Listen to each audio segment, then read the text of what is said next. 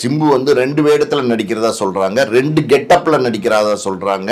எது ஊர்ஜிதப்படுத்தப்பட்ட தகவல்னு தெரியல. ஆனா 2 வேடத்தில் வர்றாரு. இப்ப வந்து பாத்தீங்கன்னா டோட்டலா கிளீன் ஷேவ்ல அப்படியே பக்காவா பாத்தீங்கன்னா ஒரு யங் பாய் மாதிரி எப்படி உடம்பு போட்டிருந்தாரு மாநாடுக்கு முன்னாடிலாம். இப்போ பாருங்க எவ்வளோ ஸ்லிம்மாக இருக்காரு பாருங்க. அதாவது ஒரு 18-22 வயசு பையன் மாதிரி வந்து அப்படி ஸ்லிம்மா அப்படி வந்து ரொம்ப, அதாவது சிம்புவே மெருகேறிட்டாருன்னு சொல்லுவாங்கல்ல.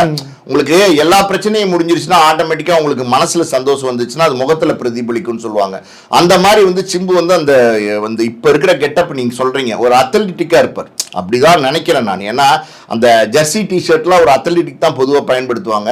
ஸோ கிராமத்தில் நடக்கிற அந்த ஒரு ஸ்போர்ட்ஸாக இருக்கும். அது மேபி கபடியாக இருக்கலாம், இல்லைன்னா பார்த்தீங்கன்னா ஒரு ஃபுட்பாலாக இருக்கலாம். அந்த மாதிரி ஏதாவது ஒன்று ஒரு கிராமத்தில் நடக்கிற ஒரு கதை அதோட பொருந்தி அப்படி ஒரு வீரனா உருவாகி ஒரு ஸ்போர்ட்ஸ் மேனா வர்றவர் எப்படி அவரோட லைஃப் வந்து டேர்ன் ஆகுது, எப்படி வந்து அவர் இந்த சம்பவத்துக்குள்ள இறங்குறாரு, ஏன் இறங்குறாரு, ஒரு காரணம் ஒரு பின்னணி இருக்கும்ல, அதுதான் இந்த படத்துல ரிவீல் பண்றாங்க.